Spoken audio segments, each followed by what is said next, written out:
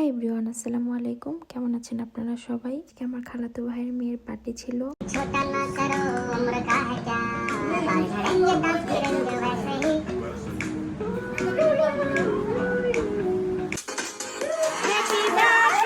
মাশাল্লাহ, কি কিউট পাকনি বুড়িটা সবাইকে ডান্স করে দেখাচ্ছিল। সবাই ওর জন্য দোয়া করবেন বেশি বেশি করে। তারপর সবাই আমরা একসাথে গল্প করছিলাম আর চা খাচ্ছিলাম। আমি রূপাপুর সাথে বাইরে চলে আসি, কারণ পরের দিন রূপাপুর বাসায় আবার সবার দাওয়াত ছিল। তো আপু কিছু বাজার করবে, কেনাকাটা করতে আসি আমরা। তো কেনাকাটা শেষ করে বাসায় চলে আসি। পরের দিন আপু সবার জন্য অনেক মজার মজার খাবার রান্না করেছিল। এগুলো আমরা সবাই খেয়ে দিয়ে আবার চায়ের আড্ডায় চলে যাই। তারপর আপু সন্ধ্যায় খুব মজা করে একটা মুড়ি মাখা বানিয়েছিল। মুড়ি মাখাটা খুবই মজার হয়েছিল।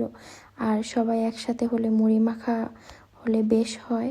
এইভাবে সব কিছু দিয়ে মুড়ি মাখাটা খুবই ভালো লাগে। পরে রাত্রে আমরা একটু হাঁটার জন্য বের হই। হাঁটতে হাঁটতে আমরা শহীদ মিনারের ওখানে চলে যাই।